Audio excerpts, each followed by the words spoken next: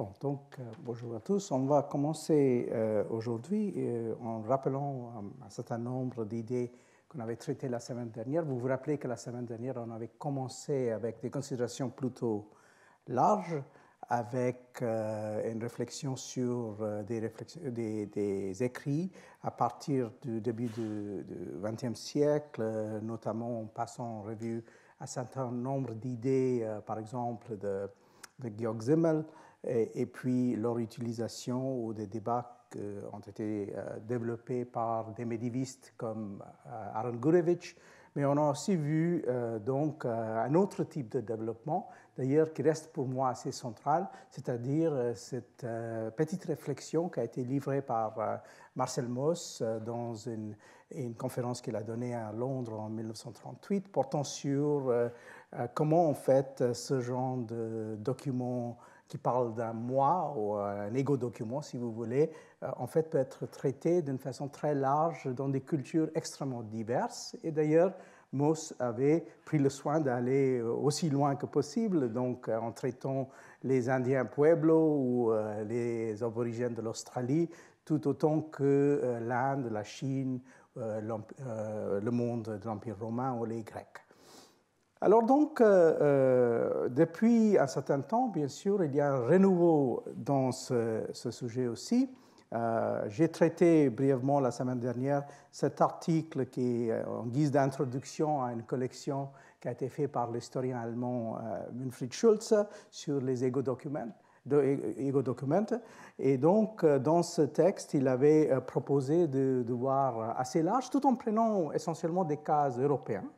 Mais en fait, c'est possible d'élargir et de reprendre une discussion croisée, disons, du type de développement qu'on trouve chez Schulze et le type de développement qu'on trouve donc chez Mauss. Et si on regarde dans la bibliographie récente, je vous donne juste deux exemples. Par exemple, à gauche, vous avez ici Encyclopedia of Life Writing. C'est une espèce d'ouvrage de type général, de type encyclopédie, justement, fait par quelqu'un, une historienne féministe, Margareta Joly, mais qui se traite essentiellement dans son propre travail du monde contemporain, mais elle s'est quand même intéressée un peu dans le cadre de cet ouvrage collectif à des exemples qui poussent plus loin. Malgré le fait que, finalement, il faut dire que les exemples asiatiques sont relativement maigres dans l'encyclopédie. Et puis, par exemple, dans chaque pays ou dans chaque région, effectivement, maintenant, on a de plus en plus d'ouvrages, soit collectifs, soit individuels. Dans le cas indien, comme en fait je vais traiter pas mal de l'Inde aujourd'hui, il y a eu par exemple cet ouvrage sorti d'un colloque organisé à la School of Oriental and African Studies de Londres et dirigé par deux de nos collègues, l'historien de l'époque coloniale David Arnold et le spécialiste de la littérature tamoule qui était Stuart Blackburn. Et donc, vous voyez cet ouvrage qui a pour titre « Telling Lives in India », raconter les vies en Inde, et où on commence effectivement avec l'époque moderne pour aller jusqu'à l'époque contemporaine, avec certains exemples d'ailleurs très, très célèbres sur lesquels je vais revenir brièvement. Alors, donc vers la fin du cours de la semaine dernière, on avait passé à traiter un cas particulier, qui était un cas portugais, qui, dans la littérature portugaise, est resté célèbre. On dit que pour l'époque moderne, il y a probablement 2 ou 3 textes portugais qui sont connus vraiment en dehors du Portugal. Malheureusement, la littérature portugaise n'a pas forcément retenu l'attention même du monde intellectuel européen, mais donc tout le monde connaît les Lusíadas de Camões. Et puis les 2 autres textes, il y a un texte religieux qui est Trabalhos de Jesus, du frère Thomé de Jésus, qui a été donc prisonnier au Maroc dans les années 1570-1580. Et ça, c'est un texte qui a été traduit maintes fois en anglais, en français, et ainsi de suite. Et finalement, on a ce texte-là, la pérégrination de Phénomène de Spinto, texte qui a été probablement rédigé à la fin des années 1560, début des années 1570. Mais à la mort de son auteur, reste donc confidentiel. On dit toujours, parce qu'on a le goût de la conspiration dans le monde portugais, donc on dit toujours que c'est parce qu'il était tellement mauvaise langue et il y avait tellement de choses scandaleuses que c'était donc délibérément supprimé par certaines familles puissantes au Portugal. Mais en tout cas, c'est sorti finalement, 30 ans après la mort de l'auteur, en 1614, et c'est devenu un best-seller, traduit en plusieurs langues, mais avec un statut toujours très débattu, parce qu'on n'a pas su si c'était de la fiction ou si c'était vraiment un récit donc ethnographique ou autobiographique. Il a gagné la réputation très vite, déjà au XVIIe siècle, d'être, comme on l'a dit maintes fois, le plus grand menteur du monde. Hein. Et on avait donc ces espèces de jeux de mots, ces blagues portant sur son propre nom, Fernão Mendes Pinto, qui donne donc on peut mentir et Mendes, comme ces deux mots sont assez proches l'un de l'autre. Donc, on a vu qu'il y avait quand même pas mal de débats autour de ça. Depuis un certain temps, on se rend compte qu'il y a tout de même des façons de contrôler son texte. Et ça, c'est parce qu'il y a d'autres documents en dehors de son texte, soit écrit par lui, soit écrit sur lui, et donc on peut en fait faire un jeu de va-et-vient entre son propre texte et ses autres documents. Et voilà donc un certain nombre de ces documents qui ont été même publiés de son vivant. Donc, comme je vous ai dit la semaine dernière, il est passé brièvement par la Société de Jésus. Il a été jésuite pendant à peu près 2 ans. Il est sorti, comme c'est souvent le cas dans sa vie, d'une façon scandaleuse. Mais le temps qu'il était dans la société, il était donc parmi les gens qui ont écrit des lettres, qui ont été publiées dans ces espèces de pamphlets. Hein. Donc, vous voyez ici, à gauche, copia de unas cartas del Padre Mestre Francisco, ça c'est François Xavier. Et l'autre qui est Padre Mestre Gaspar et autres padres de la Compagnie de Jésus. Et donc, on a ici une traduction en castillan du portugais. De la même façon, on a l'autre texte qui est publié à Coimbra en 1562. Et dans ces textes-là, on a justement des lettres, quelques lettres, pas beaucoup, de Fernão Mendes Pinto parlant de lui. Par exemple, il y a une lettre même de François Xavier dans laquelle il parle de lui comme quelqu'un qui était un marchand très riche et qui a donné pas mal d'argent aux jésuites pour construire des églises, par exemple, au Japon. Et d'ailleurs, à part ces 2 ou 3 petits opuscules publiés, on a aussi, par exemple, quelques documents. Voilà une des lettres manuscrites de Fernão Mendes Pinto, dans lequel il parle d'un certain nombre de choses portant sur toujours ses rapports avec les jésuites. Et c'est intéressant de reprendre ces textes-là, comparer, parce que souvent, en fait, on retrouve textuellement des passages de ces lettres dans son récit. Donc, on voit qu'il a en fait puisé dans des choses qu'il avait écrites avant pour refaire ce texte, même s'il a bien sûr reconstruit l'ensemble, où d'ailleurs il y a aussi l'autre problème, c'est-à-dire il est fort possible qu'après sa mort, quelqu'un d'autre a retravaillé l'ensemble pour faire de ce texte quelque chose de plus lisible, plus aventureux, plus picaresque. En effet, et d'ailleurs, ça c'est quelque chose qu'on a souvent dit, c'est-à-dire que vous voyez la coïncidence, la publication de Fernão Mendes Pinto n'est pas très loin de la publication de Quichotte. Donc, on peut parfois retrouver des échos entre les 2 textes. On voit qu'il appartient plus ou moins au même type de monde. Et d'ailleurs, comme Cervantes, lui aussi, a été un participant dans l'Empire espagnol, notamment en Afrique du Nord. Donc, ça, ce n'est pas tout à fait improbable de faire une réflexion d'ensemble sur les 2. Alors, donc, pour faire maintenant un peu d'égo-histoire pour moi-même, comment est-ce que je suis venu à traiter ce sujet-là? En fait, ce n'était pas en passant par les Portugais, ça aurait pu être le cas. Mais en fait, mon propre intérêt pour ce sujet venait d'un point de vue totalement différent. Ça venait en fait des discussions que j'ai eues à partir des années 80 avec des spécialistes de l'Empire ottoman. Donc, on avait eu des colloques à l'époque d'histoire comparée entre l'Empire moghol, l'Empire ottoman et les autres empires asiatiques. Et dans ces discussions, j'ai eu l'occasion, le plaisir de rencontrer quelqu'un qui à l'époque était une espèce d'étoile montante dans le cadre de l'histoire ottomane, qui est Jamal Kafadar. Donc, qui a à l'époque publié un article qui fait date, qui a beaucoup marqué un certain nombre d'historiens de l'Empire ottoman. C'est l'article que vous trouvez ici à gauche, Self and Others, sur le journal d'un derviche à Istanbul dans le XVIIe siècle, et dans lequel il a traité l'ensemble de ce qu'il appelle first person narratives, les narratifs en première personne. Ça pose un petit problème parce que souvent, ils ne sont pas en première personne. Ce sont des égo-documents, mais il y a un petit problème là. Mais de toute manière, il a donc fait dans cet article une espèce de vue d'ensemble de tous ces textes. Et en regardant son article, moi et un certain nombre d'autres personnes travaillant sur l'Inde à l'époque moderne, nous nous sommes dit, mais pourquoi est-ce qu'on n'a jamais fait ce travail sur l'Inde ? Pourquoi est-ce qu'on n'a jamais regardé, par exemple, ce qu'était l'ensemble de ce type de texte en Inde? Et surtout parce qu'en plus, on a quand même une richesse linguistique qui est beaucoup plus considérable en Inde que dans l'Empire ottoman. Lui, il a regardé effectivement que des textes en turc ottoman et en arabe.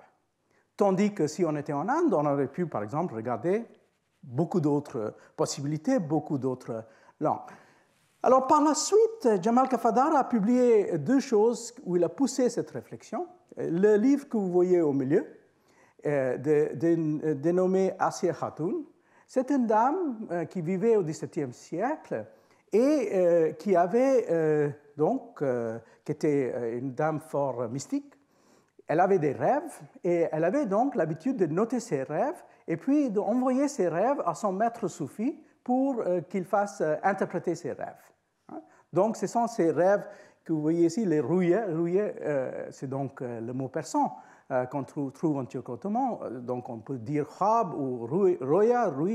Et donc, ce sont les lettres, les mektoub, des lettres qu'elle a écrites en racontant ses rêves. Donc, il fait une édition de ce texte qui est une espèce de document, donc un égo-document, portant sur cette dame du XVIIe siècle, qui est un document assez précieux. Puis, il a aussi publié cet autre recueil d'articles avec un titre un peu énigmatique. Ça se traduit comme quelque chose comme « Qui est là-bas quand nous sommes ici ?» C'est un peu la traduction de titre. Mais de toute façon, dans lequel il traite de pas mal de documents de ce type-là, écrits par des personnes très différentes, des janissaires, des derviches et aussi des marchands, et ainsi de suite.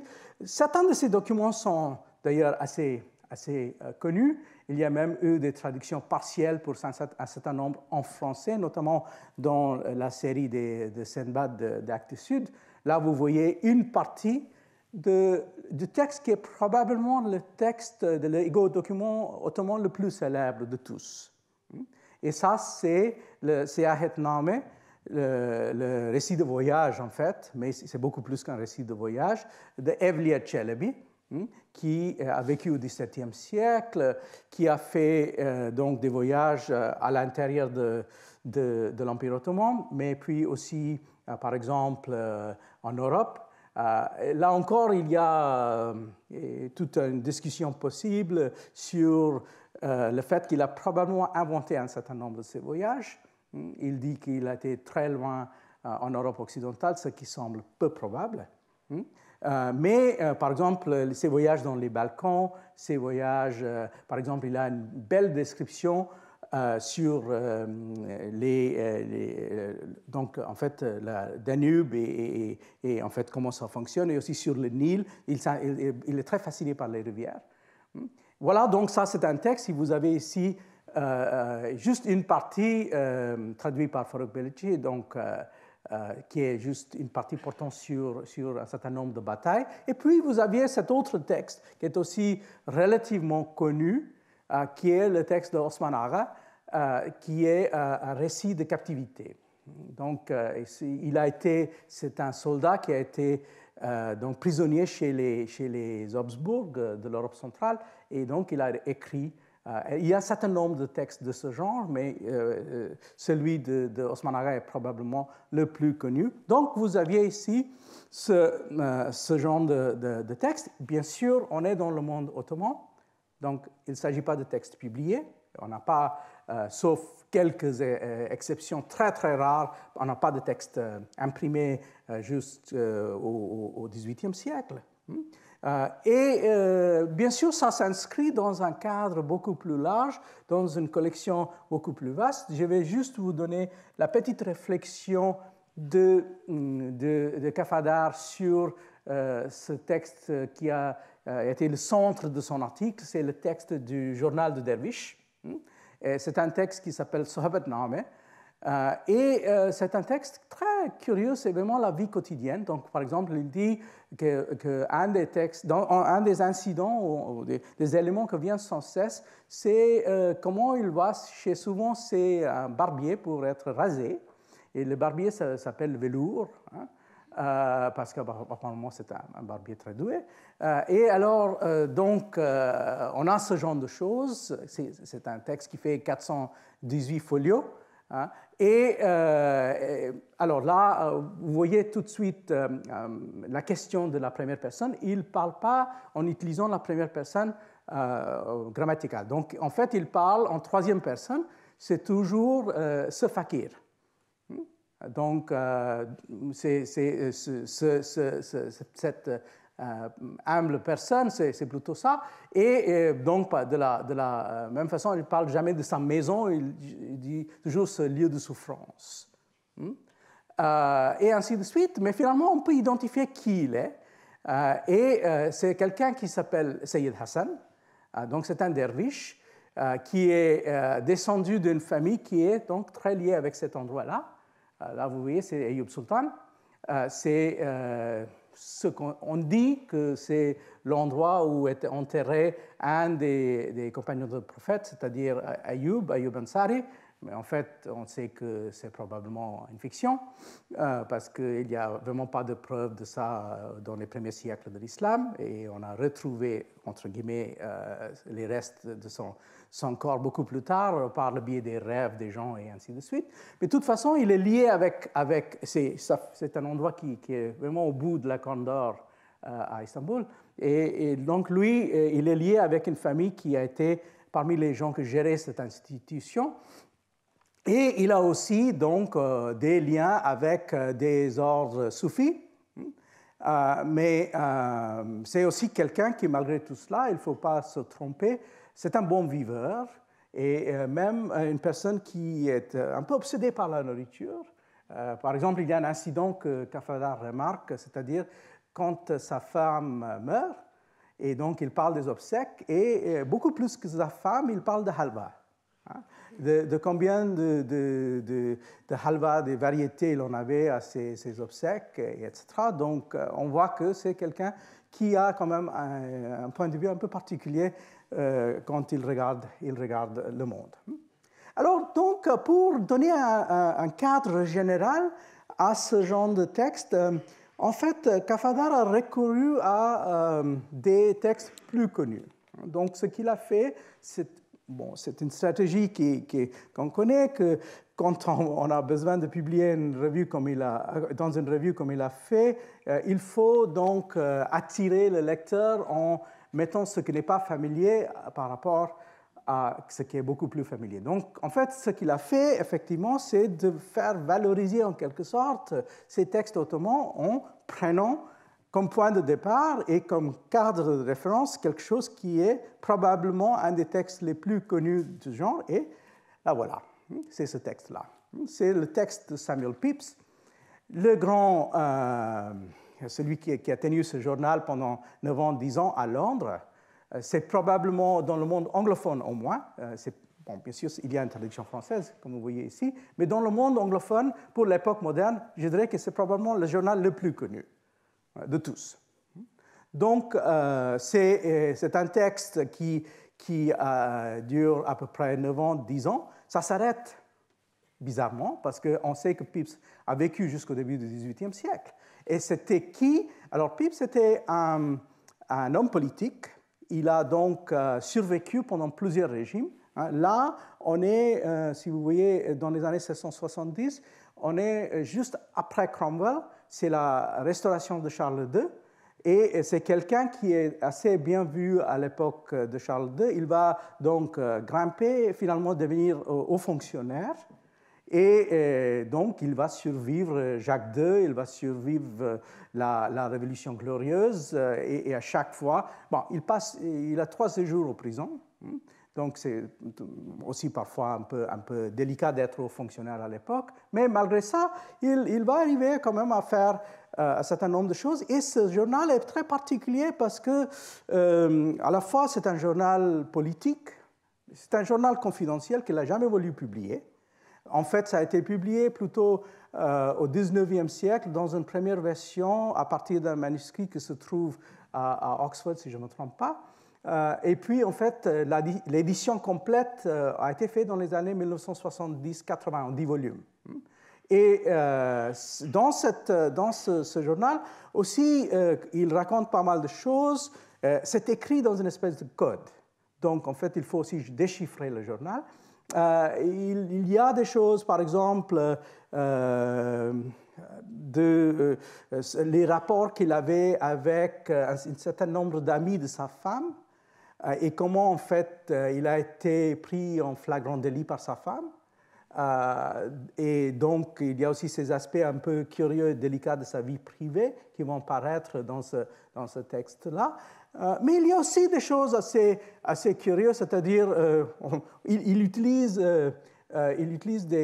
encore une fois des mots parfois codés, mais peu discrets. Par exemple, au lieu de parler de sa femme, il dit toujours « mujer ». En espagnol, mais dans le texte en anglais. Donc, il dit « my mujer ». Et ainsi de suite. Donc, il a un certain nombre de ces mots pris de français, de l'espagnol, qu'il va utiliser au milieu de ce texte-là. Mais, alors, comme c'est un texte qui est utilisé, qui est cité, c'est probablement parmi les textes les plus cités pour l'anglais du XVIIe siècle. Donc, toute personne qui travaille sur le théâtre en Angleterre, sur la vie politique, par exemple, sur la grande incendie de Londres. Donc, ça, c'est considéré comme un des grands témoignages sur ce genre d'événement public. Donc, c'est par rapport à ça que Cafadar a voulu, en fait, définir son corpus. Mais c'est intéressant de voir que depuis un certain temps, les spécialistes de l'Angleterre commencent à nous dire que la façon dont on a traité le texte de Pepys est très insatisfaisante. Donc, vous voyez, ça, c'est un article relativement récent. Ah, pardon, en fait, ça a été découvert à Cambridge et pas à Oxford. Donc, il dit, ça, c'est un article de Mark Dawson dans l'English Historical Review, dans lequel il dit on cite ce texte, mais on n'a jamais pensé vraiment à des choses de base, comme par exemple, pourquoi est-ce qu'il a commencé à l'écrire? Pourquoi il a cessé de l'écrire? Quelle était la fonction de ce texte? Est-ce que c'était vraiment censé être un texte secret? Parce que si c'est un texte secret, par exemple, il dit un certain nombre de choses qu'on ne devrait pas dire. Par exemple, il explique qui sont ces gens. Il explique, par exemple, un tel est venu me voir, et alors donc, en 3 lignes, qui est cette personne? Alors, si c'est quelque chose qui est tenu que pour lui, que pour sa famille, il n'aurait pas besoin d'expliquer qui est l'oncle Jacques qui est passé. Donc, on voit qu'il y a pas mal d'ambiguïté et des problèmes sur l'intention, sur l'auditoire, etc., qui ne sont pas résolus. Et donc, comme dit Dawson, on a tendance de traiter ça comme an anthropomorphized text named Pepys, treated as an encyclopedic, impartial, early modern guidebook. Donc, sans parler de l'intention, sans parler vraiment de ce qui est la subjectivité de texte et de point de vue de l'auteur. Donc, en fait, à mon avis, finalement, au lieu de prendre ça comme une donnée et partir de Pepys pour étudier le monde, en fait, il faut partir du monde pour revenir finalement à Pepys, ce qu'on va faire peut-être dans un de ces cours. Mais de toute façon, on sait qu'il y a ce texte-là et on a aussi ce préjugé qui nous dit que, comme je vous ai expliqué, et malgré Marcel Mauss, que l'ego document, l'autobiographie, c'est par essence un produit occidental. Et voilà quelqu'un qui pensait plus ou moins la même chose. Donc Gandhi, qui a écrit un texte autobiographique qui s'appelle en Gujarati Atmakatha, et donc la traduction en français autobiographie ou mes expériences de vérité, et dans lequel il commence dans la préface à dire qu'un ami pieux m'a dit écrire son autobiographie est une coutume typiquement occidentale. Je n'ai jamais entendu dire qu'un oriental y est sacrifié, ou alors ce qu'il était de ceux qui se sont abandonnés à l'influence de l'Occident. Donc, dès que vous écrivez une autobiographie, vous êtes plus authentique. Vous êtes maintenant devenu vendu à l'Occident. Et donc, vous voyez que Gandhi, qui était quelqu'un qui était très soucieux de son authenticité, il se sent mal à l'aise. Et donc, il a même cette espèce de captatio benevolentiae au départ de son texte pour expliquer pourquoi, en fait, il l'a écrit comme il ne devait pas l'écrire. La question n'a pas été posée, bien sûr, à Gandhi, est-ce qu'il considérait ça comme un texte indien ou non? Est-ce que Babur ou d'autres Moghols qui ont écrit des textes qui sont bel et bien des textes autobiographiques, est-ce que ça rentre dans le cadre ou est-ce que ça ne rentre pas dans le cadre? Vous voyez qu'on avait aussi parlé d'un certain nombre d'autres textes du XVIe siècle dans le sillage de Babur. Ça, c'est un texte en turc, mais puis on a aussi ces autres textes qui viennent de la génération d'après, le texte de sa fille écrit en persan, de Gulbuddin Begum, et puis on a aussi un texte écrit par un des serviteurs de son fils, Jauhar Aftabchi, et un turc qui est écrit dans un très très mauvais persan, Bayezid Biat, qui lui aussi a écrit ce Tariq Humayun, qui fait partie de cet ensemble des textes en première personne du XVIe siècle. Donc vous voyez, ce ne sont pas des gens qui ont écrit sous l'influence de l'Occident. Donc, quoi faire avec?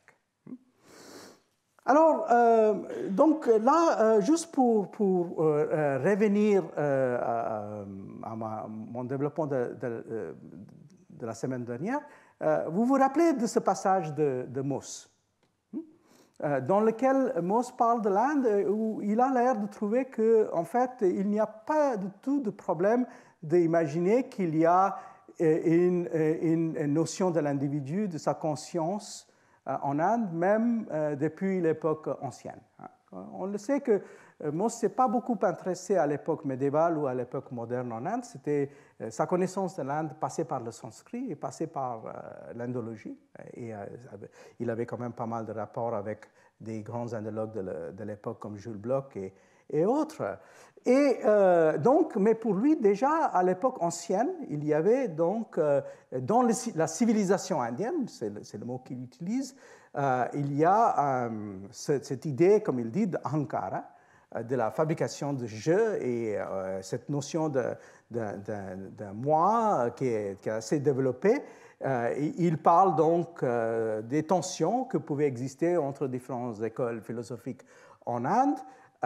Mais malgré le fait qu'on a parfois tendance à penser qu'en Inde, on avait donc un peu tendance d'effacer le soi, mais en réalité, il y avait pas mal de positionnements, même dans les textes, disons, plus ou moins centraux, comme le Bhagavad Gita, de revenir sur ce moi. Et je vous ai aussi fait remarquer qu'il y avait donc une réflexion à partir de Mauss, sur cette question-là, ces réflexions de notre collègue de Chicago, Stephen Collins, portant sur l'idée de la personne dans le bouddhisme de l'Asie du Sud, et puis cette autre réflexion de Gavin Flood, comparant l'idée de la personne chez les chrétiens, les hindous et les bouddhistes.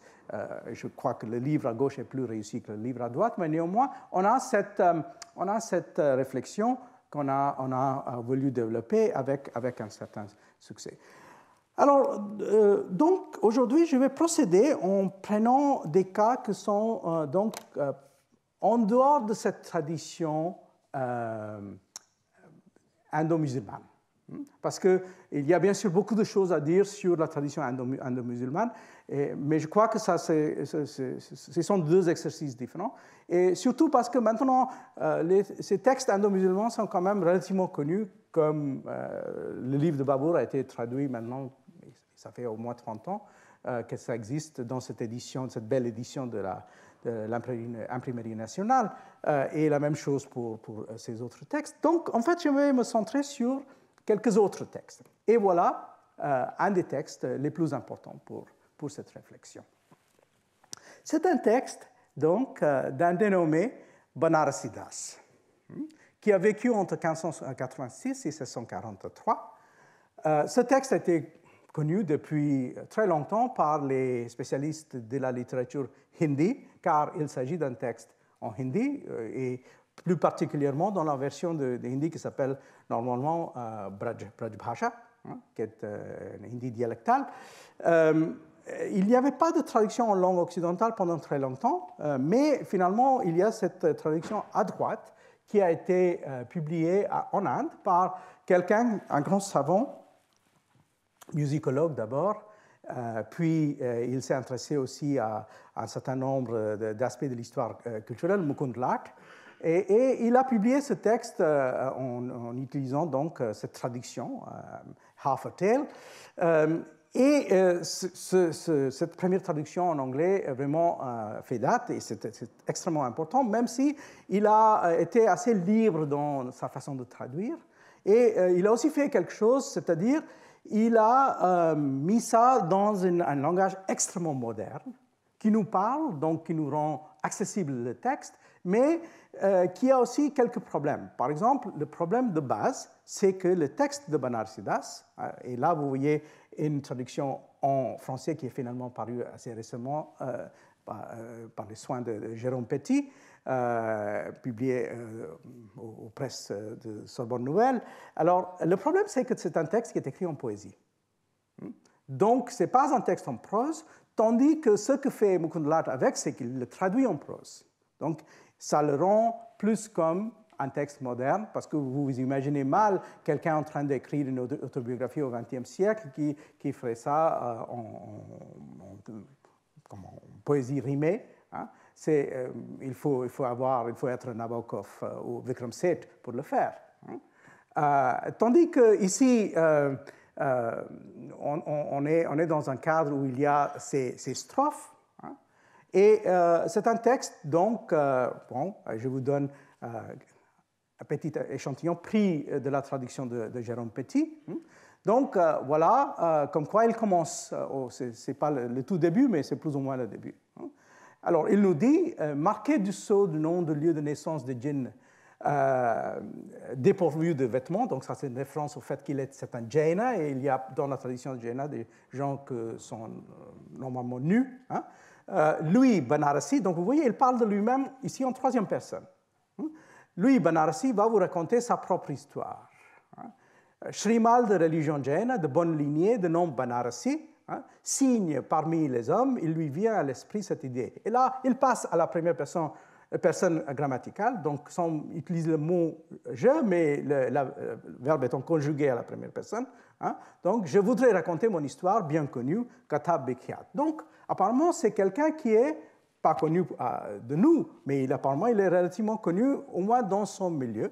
Hein, et c'est quelqu'un qui raconte sa version de sa vie. Et on verra plus tard, c'est parce que c'est une personne controversée. Donc, en fait, il veut établir un peu plus d'ordre dans les versions qu'on donne de sa vie. J'évoquerai les choses importantes, telles que je les ai entendues ou vues de mes yeux. Ça, c'est assez typique dans beaucoup de ces égo-documents. Je dresserai la liste de mes défauts et de mes qualités passées jusqu'au temps présent, ma limite. La situation future, telle qu'elle adviendra, seul l'omniscient en connaît la teneur. C'est pourquoi je raconterai quelque peu sommairement les choses passées telles que je me les remémore. Donc, il dit aussi, pour expliquer, qu'en m'exprimant dans la langue de Madhya Desha, donc ça c'est l'Inde centrale, je vais énoncer ce que je garde en moi en ouvrant mon cœur. Je vais raconter l'aventure des événements du passé. Tends l'oreille, mon ami. Voilà. Donc, il n'a pas voulu traduire ça en strophe rimée, ce qui aurait probablement été un peu difficile en français, mais on a un peu plus d'idées de ce qu'est le texte par rapport au texte de l'art qui devient une espèce de version en prose. Alors, qu'est-ce qu'on sait de lui? On sait qu'il est le fils d'un dénommé Kharaksen. Il est né donc dans l'Inde du Nord, près de Banaras. Quand il est jeune, il a pas mal de problèmes de santé, etc. Il contracte la variole quand il a 7 ans, mais il va survivre. Puis, à l'âge de 11 ans, il fait son premier mariage.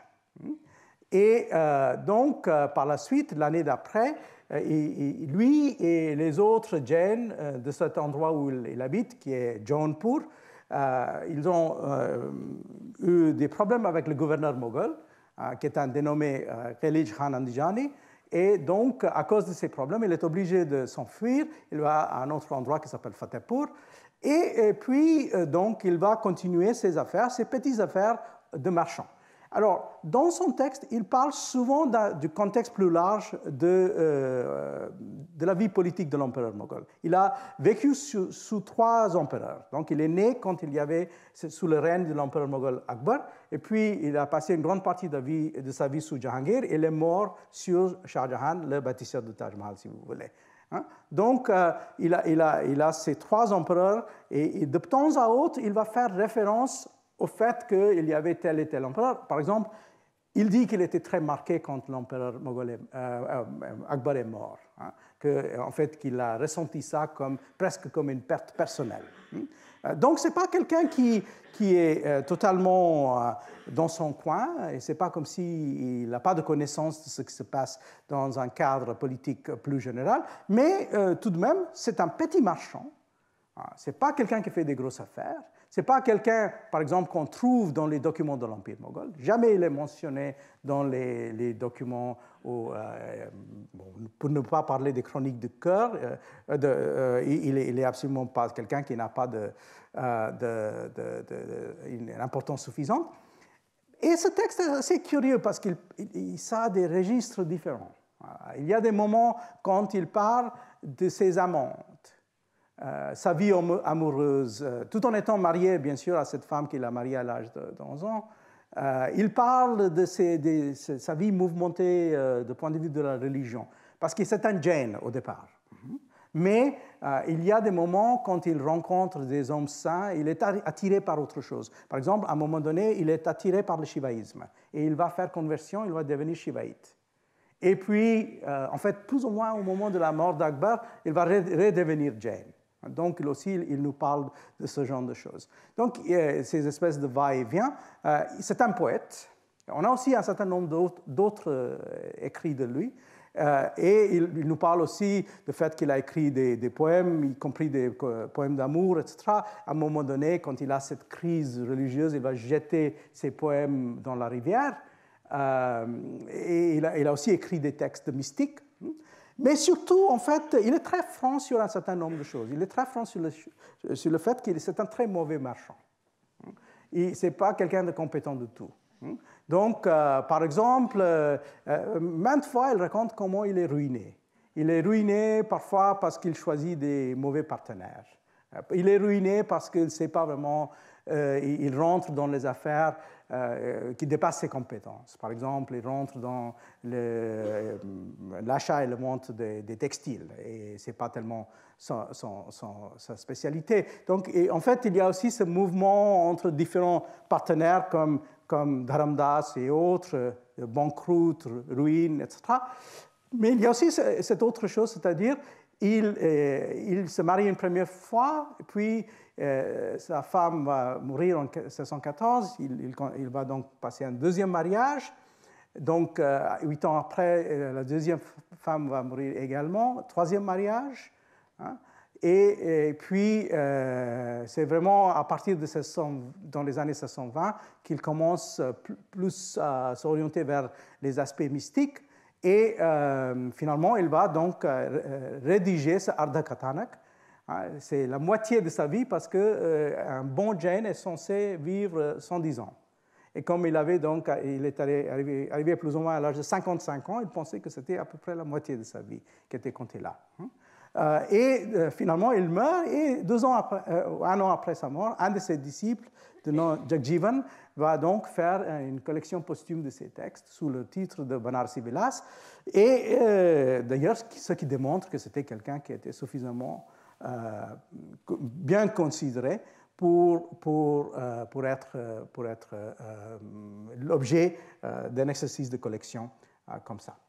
Alors, à part cette belle traduction, cette tradition très importante de Jérôme Petit, il y a d'ailleurs quelqu'un d'autre qui s'est intéressé dans les derniers temps à la vie de Banarsidas, c'est le savant anglais spécialiste de la littérature hindi Rupert Snell, et qui lui a insisté beaucoup sur le fait qu'on a eu tendance de sous-estimer la finesse et l'intelligence de Banarsidas, et que souvent, surtout dans la critique littéraire hindi, on le traite comme quelqu'un de très simple, presque comme un simplet, je dirais.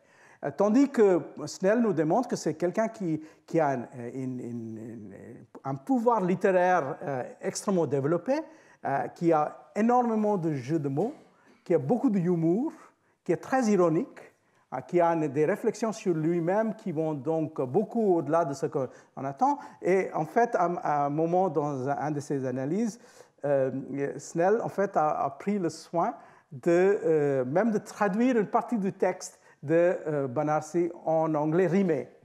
Et il l'a mis dans une espèce de fonte un peu antique pour faire un peu plus XVIIe siècle. Mais voilà, par exemple, ce qu'il donne de Banarsidas dans un anglais qui serait plus proche, selon lui, de Hindi de Banarsidas. So now he found he'd lost all he had gained, for not a penny of his wealth remained. Those labors long had lastly led to naught. 2 empty hands declared all they had bought. The briny depths he churned to no avail, his only gain a loathsome little snail. Beneath the tree he sat, as in that hangman's farce, whose capital, alack, went up his arse. So, just so was our Banarsi's proper fate, once more a pauper, as he had been of late, et ainsi de suite. Donc, vous voyez aussi qu'il y a cet aspect-là qui est un aspect un peu d'humour, un peu vulgaire. Voilà, vers la fin du texte, et là je reviens à la traduction de Jérôme Petit, voilà il y a 2 passages de teneurs très différentes. Donc, le premier un peu triste et un peu amer, dans lequel il dit « L'histoire de Banarsi jusqu'à sa 55e année vient d'être racontée. Il a été marié à 3 femmes, à eux 2 filles et 7 garçons. Les 9 enfants sont morts. Il ne reste qu'une épouse. Femme et mari, eux seuls, subsistaient comme tronqués, pareil à un bel arbre qui aurait perdu ses feuilles. » Donc ça, c'est une réflexion un peu triste sur ce qui est devenu de sa vie. Mais quelques strophes avant, voilà, il est en train de raconter un autre moment de sa vie dans lequel il dit « Alors Banarsi lisait constamment, son esprit réfléchissait aux mots et à leur sens. Il ne parvenait pas à saisir l'essence de soi suprême. Il considérait l'acte rituel extérieur comme insignifiant. Le goût du rituel s'était estompé, la saveur de l'âme n'était pas encore présente. Telle était la situation de Banarsi, pareil au paix de chameau. » Mais pourquoi? Parce que le paix de chameau est suspendu en air. C'est ni sur la terre, ni vraiment au ciel. Donc, il est un peu comme ça, incapable. Donc, c'est une expression vraiment très terre à terre, il faut le dire. Alors, de la même façon, vous voyez, dans ces passages vers la fin du texte, il a ce moment quand il dit, de la même manière que les qualités de Banarsi ont été exposées, je dépeins maintenant la liste des défauts. Peu de colère, d'orgueil et d'illusion, mais une avidité particulière pour la prospérité. Il dit, se réjouit beaucoup pour un petit gain, se fait beaucoup de soucis pour une petite perte, raconte sans honte ce qui ne doit pas être dit, apprend des arts indécents en y mettant de cœur, raconte ce qui s'est passé à travers des histoires inénarrables, ébauche une danse quand il est seul, profère de mauvaises histoires, ni vues ni entendues, fabriqué de toutes pièces lors des assemblées et plongé dans le rire quand il atteint le bonheur, est incapable de vivre sans mentir. Il est soudain saisi d'une peur profonde pour avoir provoqué une situation si lamentable. Donc, quelqu'un qui a, vous voyez, il manque absolument pas de cette espèce de capacité de réflexion. Je ne vais pas tout de suite vous dire, voilà le Samuel Pepys de la littérature hindi. Mais quand même, c'est quelque chose qu'il faut prendre en compte, même si c'est un texte relativement rare, relativement exceptionnel, ça existe. Est-ce qu'il y a d'autres textes de genre? Je vais vous donner un autre exemple, tout de même, toujours du XVIIe siècle. Et ça, c'est un texte qui a beaucoup moins d'humour, mais qui est aussi intéressant parce que c'est écrit par une femme. Donc, c'est une femme qui s'appelle Bahina Bai, qui a vécu dans l'Inde occidentale, XVIIe siècle. C'est une époque très mouvementée. C'est l'époque de l'essor des Marathas, les conflits entre les Marathas et les Moghols. Mais elle ne parle absolument pas de tout ça.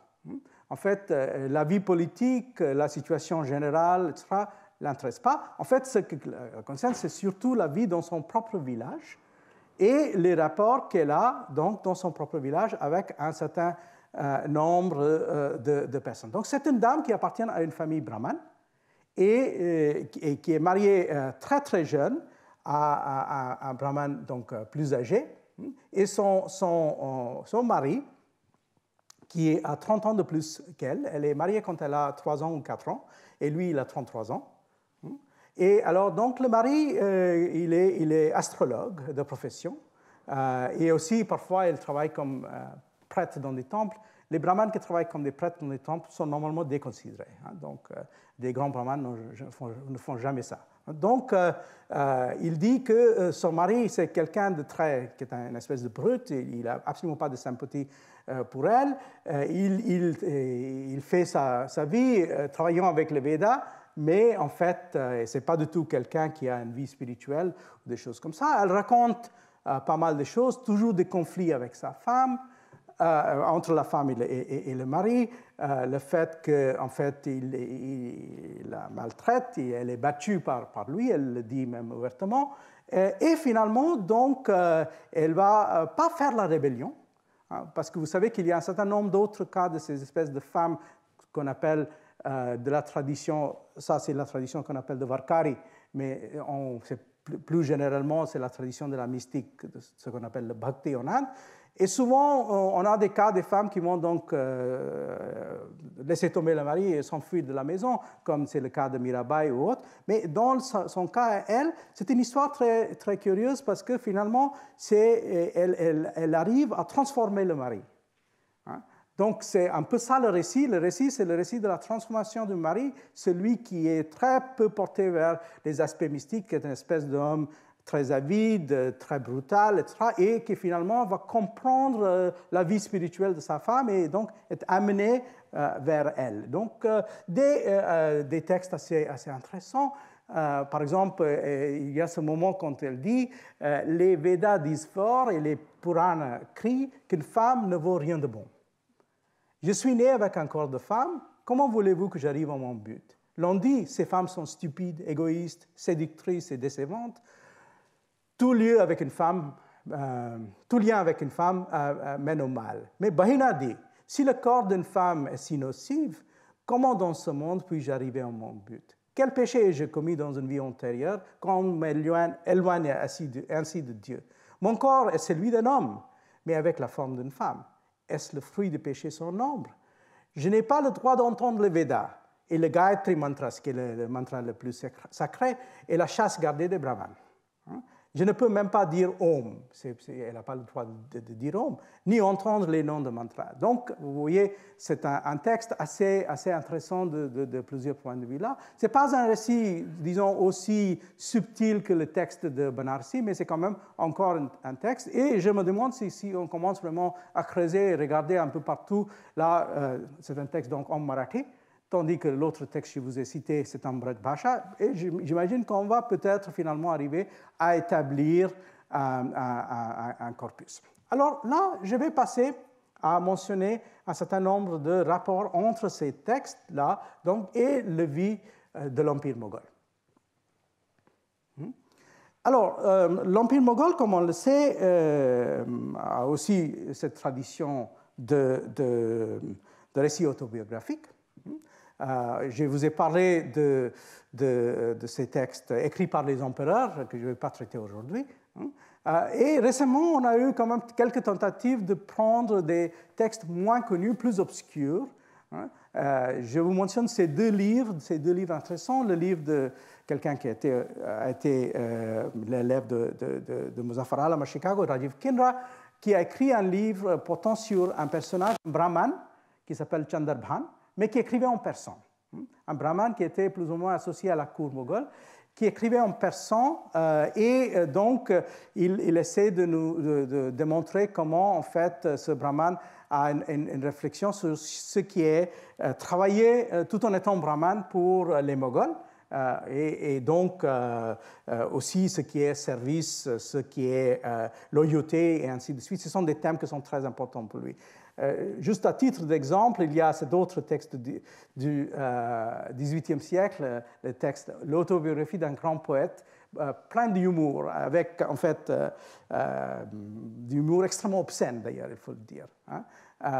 Ce qui est le Mir Taqi Mir qui a écrit ce texte qui s'appelle Zekre Mir, où il parle de sa propre vie, de sa famille et ses devoirs de poète. Donc on a ce genre de choses. Et on peut d'ailleurs dresser une liste d'un certain nombre de ces textes méconnus, écrits par des gens extrêmement obscurs, qui ne sont pas du tout ces gens glorieux comme les empereurs ou les gens, les ministres, des gens comme ça, ni même des hauts fonctionnaires, des gens qui sont souvent connus que par le fait qu'ils ont écrit ces textes. Donc, par exemple, ce texte qui s'appelle Baharistan-e Ghaibi de Mirza Nathan, début du XVIIe, ou le Fatiha Hébriya, je vais revenir brièvement sur ce texte de Shihabuddin Talish, et aussi des textes qui sont écrits par des hindous.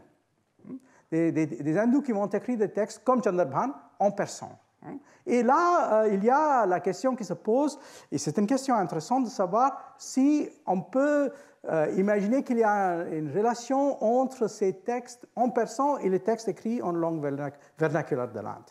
Est-ce que, par exemple, quand on écrit un texte comme ça en persan, on a conscience de l'existence de ces autres textes, comme le texte de Banarsidas? C'est difficile à prouver, mais il y a quand même parfois des indications.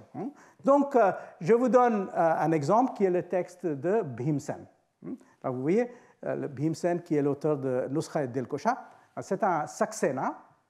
Pour ceux d'entre vous qui connaissent l'Inde, ça veut dire qu'il appartient à un sous-caste de ce qu'on appelle les Kayastes, que c'est une caste scribale, et donc c'est un Saxena Kayast de l'Inde centrale.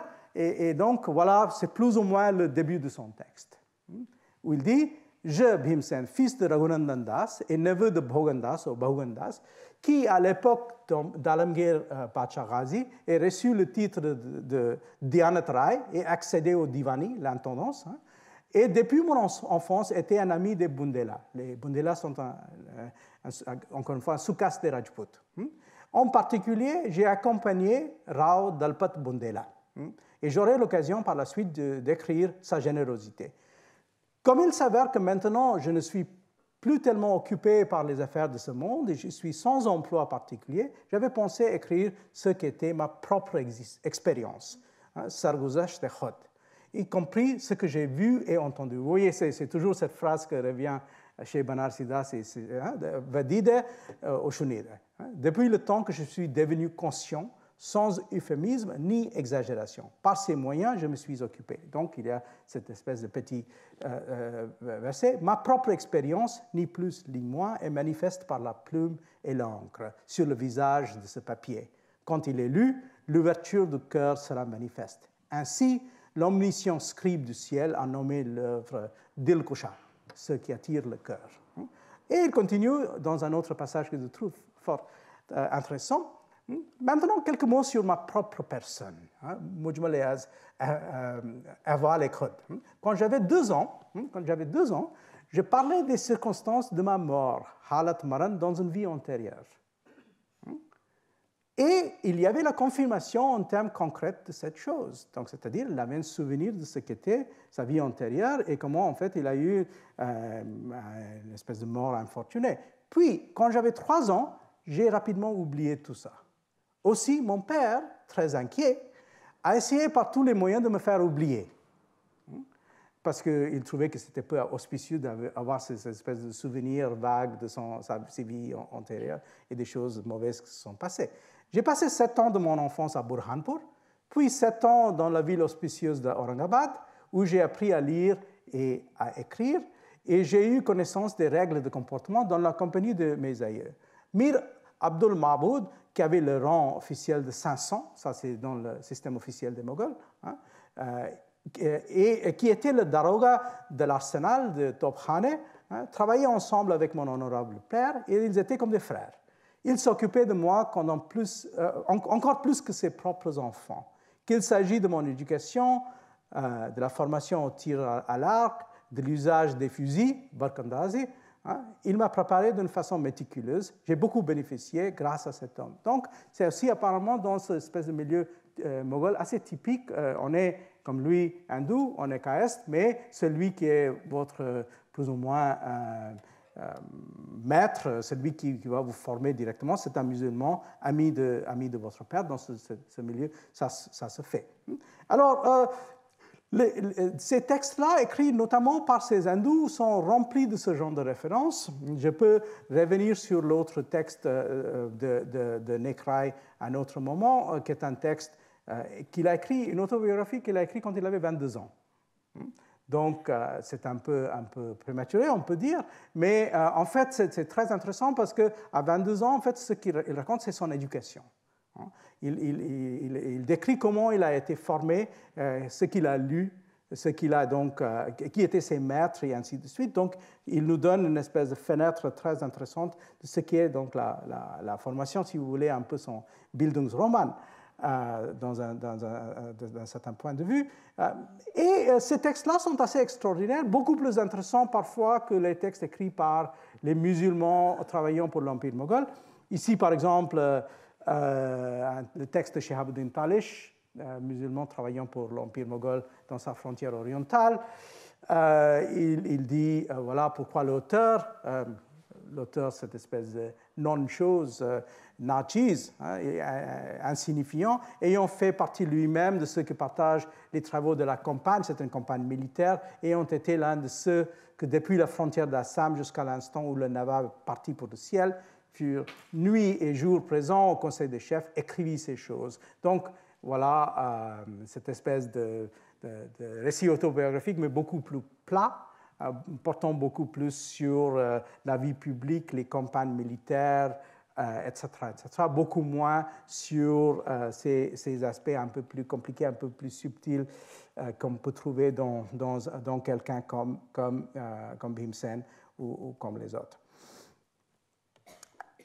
En fait, si on voulait, on pouvait aller beaucoup plus loin, on pouvait pousser vers d'autres textes encore, ce que je ferai si j'ai le temps à un autre moment, car j'ai aussi beaucoup d'autres choses à traiter et je n'ai pas envie de rester entièrement sur l'Inde dans ce cours. Mais il faut dire quand même que même aujourd'hui, on continue à trouver des textes. Des textes totalement inconnus ou très peu connus. Ça, c'est un auteur d'un de ces textes, petit fonctionnaire, Abdul Latif Gujarati, d'ailleurs, qui est fonctionnaire, mais aussi philologue. Et là, très, très récemment, on a finalement trouvé son texte qui avait disparu depuis 50 ans. Et on a retrouvé, pas le manuscrit, mais un microfilm du manuscrit. Donc, cela pour vous dire que, comme je vous ai expliqué aussi, dans le cas de Banarsi Das ou dans le cas de Bahinabai, notre travail n'est pas encore terminé. Il y aurait encore des choses à dire et à faire en faisant tout simplement un premier travail de collecte de ces matériaux que sont intéressants pour nous. Dans ces textes, il y a des thèmes très marqués, des thèmes de service et de loyauté, ce qui est donc ce soit la personne, parce qu'ils sont souvent des bureaucrates ou des fonctionnaires, des petits fonctionnaires, donc ce qui est leur fonction, leur identité dans le cadre d'un empire qui parfois semble être un peu différent par eux par rapport à sa vision politique et autres. Il y a souvent dans ces textes des réflexions assez intéressantes sur la place de l'islam dans l'Empire, et par les musulmans et par les non-musulmans. Par exemple, Abdul Latif est très déçu par le fait qu'il trouve que les empereurs moghols ne soutiennent pas suffisamment l'islam. Et il trouve que les infidèles ont beaucoup trop de présence, beaucoup trop de pouvoir dans cet empire. Mais aussi, parfois, on peut trouver des choses intéressantes. Les réflexions sur l'homme et la nature, par exemple, quand on fait des voyages dans la frontière, dans la forêt, sur le Gange et ainsi de suite. Et donc, ça se mélange entre ces espèces de réflexions plutôt d'ordre particulier et privé et ces autres réflexions beaucoup plus générales de ce qui est d'être un sujet impérial. Donc, encore une fois, il y a des choses à faire et à dire autour de ces questions. Mais donc, pour aujourd'hui, ce que je surtout voulu dire, c'est que donc à partir d'une réflexion comme celle de Jamal Kafadar portant sur l'Empire ottoman, si on revient vers quelque chose comme l'Empire moghol, si on cherche, on trouve des choses intéressantes, et ces choses sont extrêmement diverses et représentent des points de vue à la fois et des ancrages culturels, politiques, sociaux, et même dans le cas de Bahinabai, des réflexions sur les questions de genre qui sont parfois extrêmement intéressant. Je vous remercie.